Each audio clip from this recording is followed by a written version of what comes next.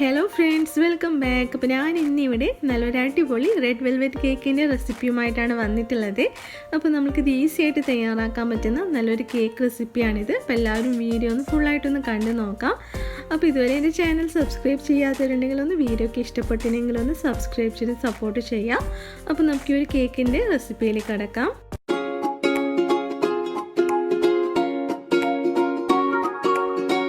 അപ്പോൾ ആദ്യം തന്നെ നമുക്ക് കേക്കിലേക്ക് കൊണ്ടുള്ള ഡ്രൈ ഇൻഗ്രീഡിയൻസ് ഒന്ന് അരിച്ചെടുക്കണം.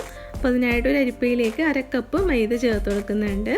അതിൻ്റെ കൂടെ തന്നെ 1/2 ടീസ്പൂൺ ബേക്കിംഗ് പൗഡറും 1/4 ടീസ്പൂൺ ബേക്കിംഗ് സോഡയും കൂടി ചേർത്ത് കൊടുക്കാം. അതുപോലെ തന്നെ 1 ടീസ്പൂൺ കൊക്കോ പൗഡർ ചേർത്ത് കൊടുത്തിട്ടുണ്ട്. അപ്പോൾ ലൈറ്റ് കൊക്കോ പൗഡർ തന്നെ ഇതിലേക്കായിട്ട് എടുക്കാൻ വേണ്ടിയിട്ട് ശ്രദ്ധിക്കാം. ഇനി നമുക്ക് ഇതെല്ലാം കൂടിയിട്ട് നല്ലപോലെ തന്നെ അരിച്ചിട്ട് ഒന്ന് മിക്സ് ചെയ്ത് കൊടുക്കാം. അപ്പോൾ ഇതിവിടെ നല്ല പോലെ തന്നെ അരിച്ചെടുത്തിട്ടുണ്ട്. ഇനി നമുക്കിതിലേക്കായിട്ട് ബട്ടർ മിൽക്ക് വേണം. അതിനായിട്ട് ഒരു 1/4 കപ്പ് പാലിലോട്ടേക്ക് ഒരു 1/2 ടീസ്പൂൺ വിനീഗർ ചേർത്തിട്ട്, അതായത് സിർക്ക ചേർത്തിട്ട് ഒന്ന് മിക്സ് ചെയ്തിട്ട് ഒരു സൈഡിലോട്ടേക്ക് ഒന്ന് മാറ്റി വെക്കാം. ഇനി നമുക്കിതിലേക്കായിട്ട് 3 മുട്ടയാണ് എടുത്തിട്ടുള്ളത്. അത് നമുക്കൊരു ബൗളിലോട്ടേക്ക് ഇതുപോലെ ഒന്ന് പൊട്ടിച്ചൊഴിച്ചു കൊടുക്കാം. ഇനി ഇതിലേക്ക് 1 ടീസ്പൂൺ വാനില എസൻസും കൂടി ചേർത്തിട്ട് നല്ലപോലെ തന്നെ നമുക്കിതൊന്ന് ബീറ്റ് ചെയ്തെടുക്കാം. അപ്പോൾ കുറച്ചൊന്ന് ബീറ്റായി കഴിഞ്ഞാൽ ഇതിലേക്ക് 1/2 കപ്പ് പഞ്ചസാര ചേർത്ത് കൊടുക്കുന്നുണ്ട്. അപ്പോൾ ഞാനിവിടെ പൊടിക്കാതെ തന്നെയാണ് പഞ്ചസാര എടുത്തിട്ടുള്ളത്. നിങ്ങൾക്ക് വേണമെന്നുണ്ടെങ്കിൽ പൊടിച്ചിട്ടും എടുക്കാവുന്നതാണ്. അപ്പോൾ ഇവിടെ 1/2 കപ്പ് പഞ്ചസാര ഇതിലേക്ക് കുറച്ചായിട്ട് ചേർത്തിട്ട് നല്ലപോലെ തന്നെ ഒന്ന് ബീറ്റ് ചെയ്തെടുക്കാം. അപ്പോൾ നമ്മുടെ എഗ്ഗ് ഇവിടെ നല്ലപോലെ തന്നെ ബീറ്റായി വന്നിട്ടുണ്ട്. ഇനി നമുക്കിതിലോട്ടേക്ക് ഒരു 1/4 കപ്പ് സൺഫ്ലവർ ഓയിൽ ഒഴിച്ചു കൊടുക്കുന്നുണ്ട്. അതോടെ ഒഴിച്ചിട്ട് ജസ്റ്റ് ഒന്ന് മിക്സ് ചെയ്യാം.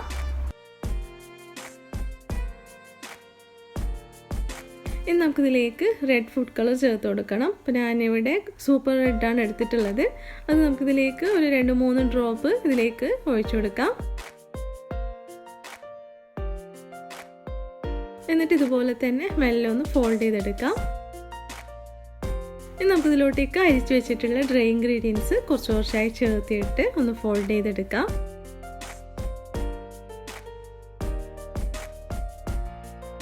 അപ്പോൾ ഇതുപോലെ ഒരേ ഡയറക്ഷനിൽ തന്നെ ഫോൾഡ് ചെയ്യാൻ വേണ്ടിയിട്ട് ശ്രദ്ധിക്കാം.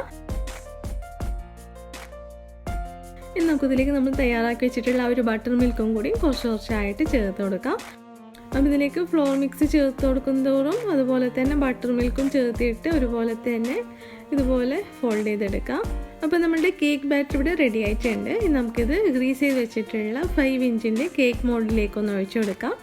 എന്നിട്ട് നല്ലപോലെ തന്നെ ഇതൊന്ന് ടാപ്പ് ചെയ്ത് കൊടുക്കണം. എയർ ബബിൾസൊക്കെ ഉണ്ടെങ്കിൽ അതൊന്ന് പോയി കിട്ടാൻ വേണ്ടിയിട്ട് നല്ലപോലെ ഒന്ന് ടാപ്പ് ചെയ്യാം.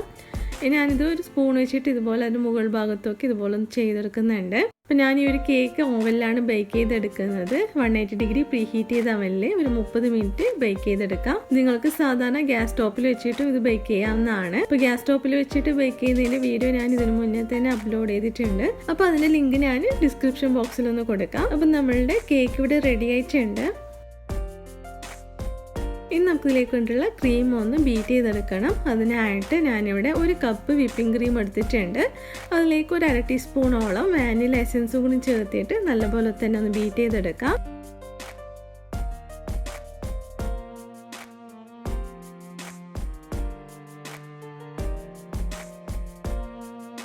അപ്പോൾ ഇത് കുറച്ച് ബീറ്റായി കഴിഞ്ഞാൽ നമുക്കിതിലേക്ക് ഒരു 3 ടേബിൾ സ്പൂണോളം കണ്ടൻസ് മിൽക്ക് ചേർത്ത് കൊടുക്കുന്നുണ്ട്. അപ്പോൾ കണ്ടൻസ് മിൽക്കോ അല്ലെങ്കിൽ ഐസിങ് ഷുഗറോ ചേർത്ത് കൊടുക്കാവുന്നതാണ്. മധുരത്തിനനുസരിച്ചിട്ട് ചേർത്ത് കൊടുക്കാം. നമ്മുടെ ക്രീം ഇവിടെ നല്ലപോലെ തന്നെ സ്റ്റിഫായി കിട്ടിയിട്ടുണ്ട്.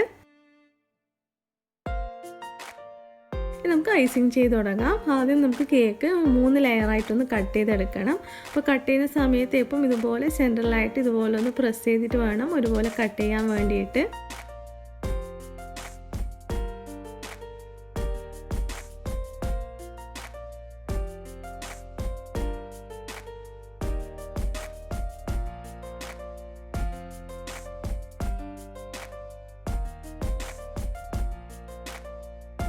അപ്പോൾ നമ്മുടെ കേക്ക് 3 ലെയറായിട്ട് കട്ട് ചെയ്തെടുത്തിട്ടുണ്ട്. നമുക്കൊരു ടേൺ ടേബിളിൻ്റെ മുകളിലായിട്ട് ഒരു കേക്ക് ബേസ് വെച്ച് കൊടുക്കാം. അപ്പോൾ നമ്മൾ നേരത്തെ ബീറ്റ് ചെയ്ത് വെച്ചിട്ടുള്ള ക്രീം ഇതുപോലത്തെ ഒരു ഐസിങ് മേലാക്കി വെച്ചിട്ടുണ്ട്. നമുക്ക് ഐസിങ് ചെയ്ത് തുടങ്ങാം. ആദ്യം കേക്ക് ബോർഡിലേക്ക് കുറച്ച് ക്രീം ഒന്ന് ആക്കി കൊടുക്കാം. എന്നിട്ട് നമുക്കിതിലേക്ക് ഫസ്റ്റ് ലെയർ വെച്ച് കൊടുക്കാം. അപ്പോൾ ഞാനിവിടെ ഫസ്റ്റ് ലെയർ വെച്ച് കൊടുത്തിട്ടുണ്ട്. ഇനി നമുക്ക് ഷുഗർ സിറപ്പ് കൊണ്ട് നന്നായിട്ടൊന്ന് വെറ്റ് ചെയ്ത് കൊടുക്കാം. ഇനി നമുക്കിതിന് മുകളിലായിട്ട് ക്രീം ആക്കി കൊടുക്കാം. ഇനി ഇത് ഒരുപോലെ തന്നെ ഒന്ന് സ്പ്രെഡ് ചെയ്ത് കൊടുക്കുന്നുണ്ട്.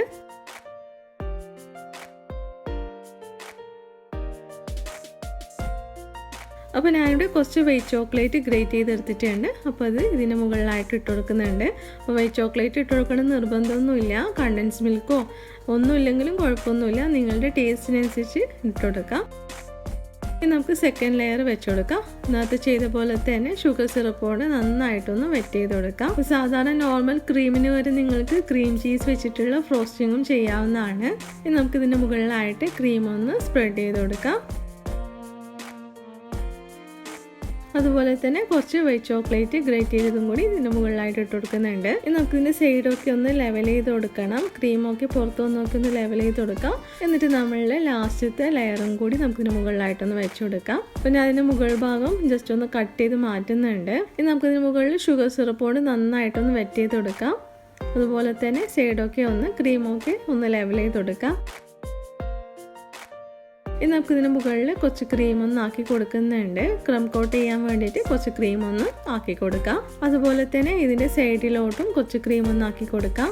ഇനി നമുക്ക് ഇതൊരുപോലെ തന്നെ എല്ലായിടത്തും ഒന്ന് സ്പ്രെഡ് ചെയ്ത് കൊടുക്കാം. ഇനി അതിൻ്റെ സൈഡിലൊക്കെ നമുക്ക് ക്രീം ഒരുപോലെ ഒന്ന് ആക്കി കൊടുക്കാം. അപ്പോൾ ഞാനിതിവിടെ ക്രം കോട്ട് ചെയ്തെടുത്തിട്ടുണ്ട്. ഇനി നമുക്കിതൊരു 15 മിനിറ്റ് നേരം ഫ്രിഡ്ജിലൊന്ന് വെക്കാം. അപ്പോൾ ഇതൊരു 15 മിനിറ്റ് ശേഷം ഞാൻ പുറത്തെടുത്തിട്ടുണ്ട്. നമുക്കിതിൻ്റെ മുകളിലായിട്ട് ഫൈനൽ കോട്ട് ക്രീം കൊടുക്കാം. അപ്പം അതിന് മുകളിലായിട്ട് ഇതുപോലെ ഐസിങ് ബാഗിലാക്കിയിട്ട് നമുക്ക് ക്രീം ഒന്ന് വെച്ച് കൊടുക്കാം.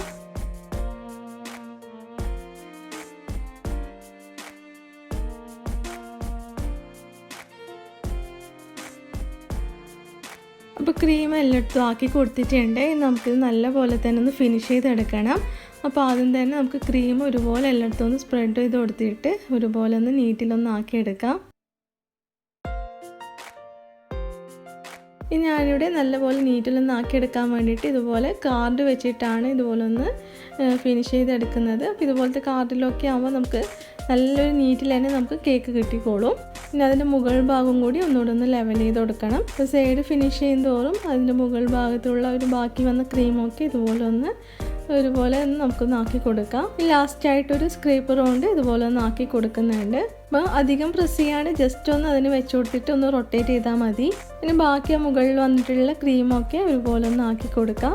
അപ്പോൾ ഇതുപോലെ ഓരോ സൈഡിലും ഫിനിഷ് ചെയ്യുന്നതോറും നമ്മളുടെ പാലക് നൈഫ് ഒന്ന് ഒരു ടിഷ്യൂ വെച്ചിട്ടോ അല്ലെങ്കിൽ ഒരു ക്ലോത്ത് വെച്ചിട്ടോ നന്നായിട്ട് ക്ലീൻ ചെയ്തിട്ട് വേണം ഇതുപോലെ ഒന്ന് ആക്കി കൊടുക്കാൻ വേണ്ടിയിട്ട്.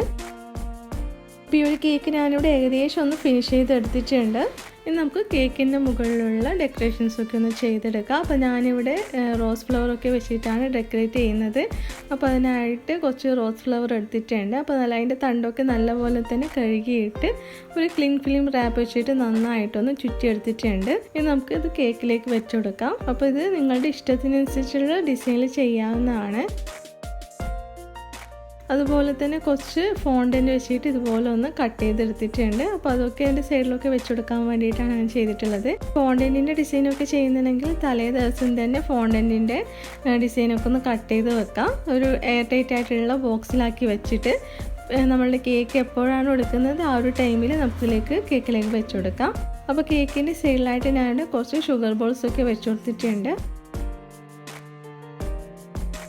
അതുപോലെ തന്നെ നമ്മൾ ഹേർട്ട് ഷേപ്പിൽ കട്ട് ചെയ്തിട്ടുള്ള ഫോണ്ടൻറ്റൊക്കെ ഒന്ന് വെച്ച് കൊടുത്തിട്ടുണ്ട്.